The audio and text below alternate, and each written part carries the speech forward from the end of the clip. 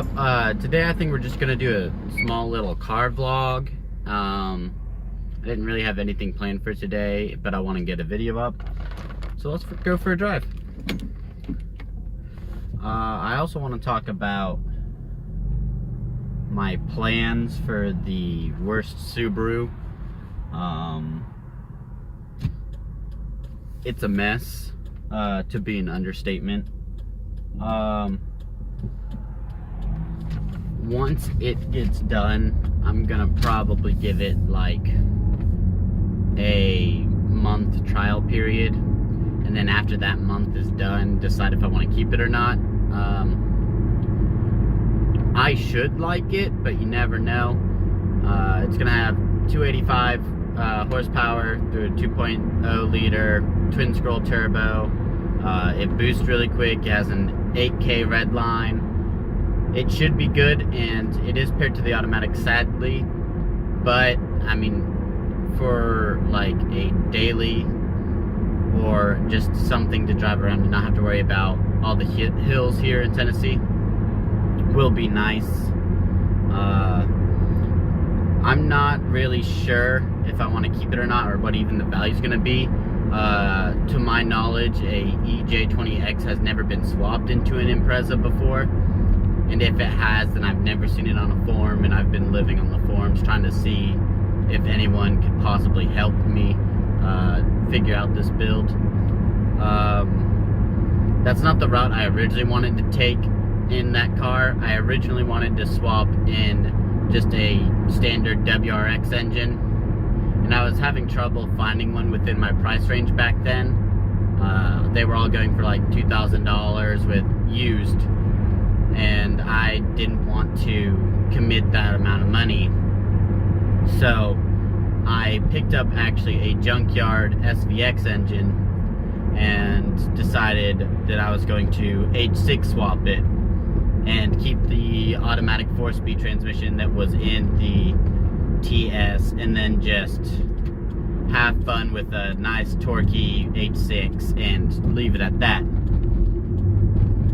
Then I ran into the problems of sourcing a harness for SVX. If you all don't know, finding parts for an SVX is quite hard, actually. I couldn't find a complete harness for sale.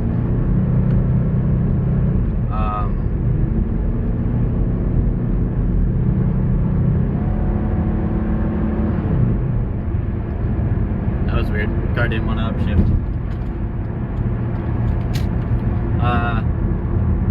But I had to ditch that because I really needed to get the process rolling, and I couldn't find the harness. So I was like, okay, well, I guess I'll go to a 2.0 liter and try and find a nice turbo JDM or USDM on the cheaper side. And I ran into the EJ20X motor on a site for a JDM site in Texas, and I was like, I'm getting a trans and an engine and axles, the whole bulkhead harness, everything for just $1,500, and that was a steal. And I know why, because nobody swaps those motors in anything but 4th gen, I think it's 4th gen legacies. So there's not really a high demand for them, so they wouldn't be upcharged as much as a STI engine or anything like that.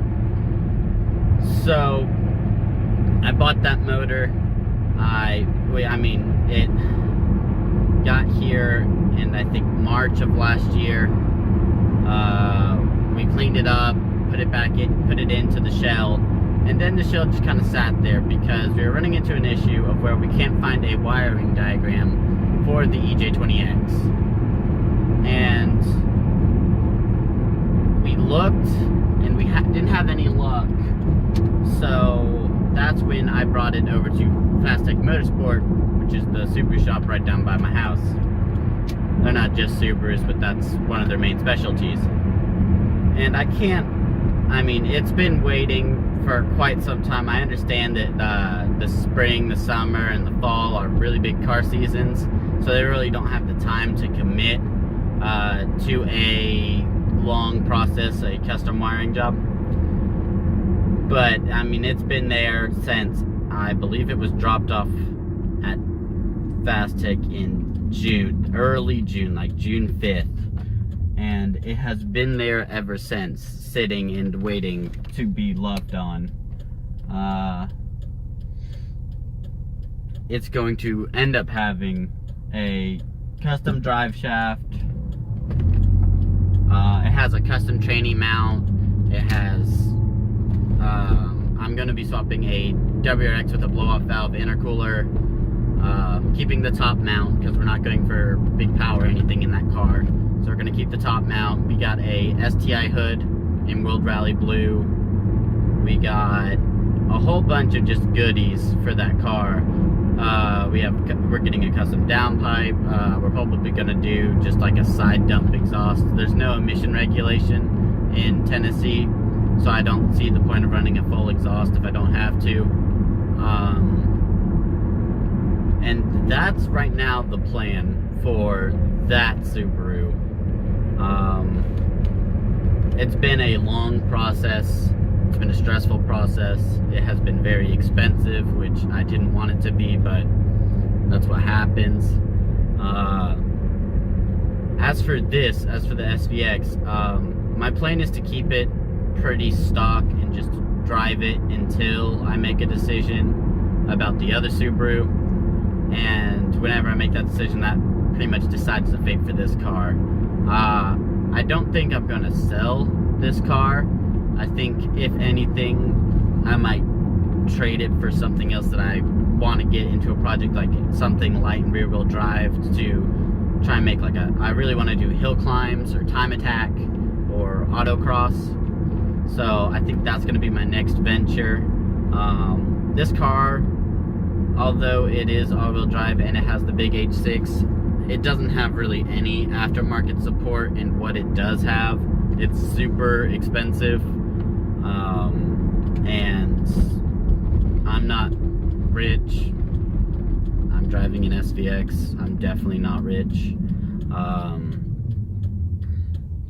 Not that I'm complaining. I mean, I'm very lucky to have what I have. But I don't have the thousands of dollars just to dump onto this car just to have a decent set of brakes and a decent coilover setup. Not to mention this car weighs almost 3,600 pounds, which you don't feel too much, but definitely could have better options than what this car has to offer.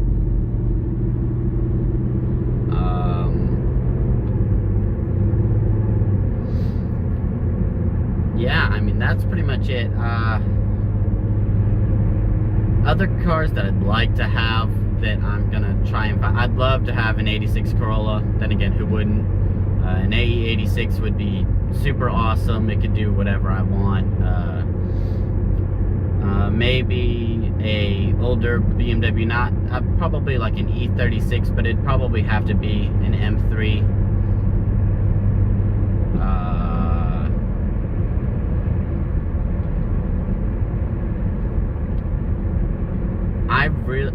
There's only one front-wheel drive car that I think I would do something with, and that'd probably be a Mazda Speed Protege. And one, because it's pretty much an unsung performance car. Nobody knows anything about them. Kind of like an SVX. It'd be a very costly thing, but it's formatted almost like a Lancer. If you've looked at it, my oldest brother used to have one as a daily that he picked up, and we absolutely love that thing. It has short, very aggressive gears. It has really good gas mileage even when you're beating the crap out of it. I mean, it's just something, and it's super light, and it handles so well. I could see that being a really good autocross car. You can just slam gears. It has a little pea-sized turbo on it. You can just spool quick, just grind through them, and then just put out epic times. But the problem, just like any unsung car, is finding one in good condition. And the ones that you do find in good condition, people charge a lot more than they should. So I'm not 100% sure what the future holds, but until then, I'm gonna be, you know, doing minor things to this car. You know, I'm gonna have to replace brake rotors at some point. This car has a very easy time warping brake rotors, so I'm probably gonna go. I know Stop Tech makes some for this car. Also, STI rims and I believe products fit onto this car, so I might try and like make my own big brake kit with some Brimbos from an STI. I'm not sure. That's just what I've been reading. It looks like everything, the lug and the bolt pattern on the wheels, and I believe the rotor size are all the same. So I don't see why it couldn't work. We have a pretty big Subaru scene around here, so I guarantee finding these parts, I mean, it might be a little expensive, but whatever helps this car do its job, going and stopping, getting me place to place, that's all it needs to do. I mean, I'm not trying to sit here and set out world records or try and be the fastest naturally aspirated SVX out there, because I don't have the bank account to support those kind of addictions. But what I do have is good spirits and great subscribers. So thank you all for coming and checking in. Every single one of you means a lot to me. I can't wait to grow and get to experience more. If you have any suggestions for what I should do, if you know anything about either of my two cars, leave a comment below. If you've never been to my channel before and you're new, please consider subscribing. I post as much as I can. You know, there's no incentive at this point except for just a creative point for this channel. So, sorry guys, it's a pretty busy intersection. So, you know, just consider leaving a like, commenting. I'd love to hear from every single one, subscriber or not. Tell me what you like about this channel. Tell me what you would change. I can take criticism. So yeah, I'll catch you all next time. Peace out. Have a good day.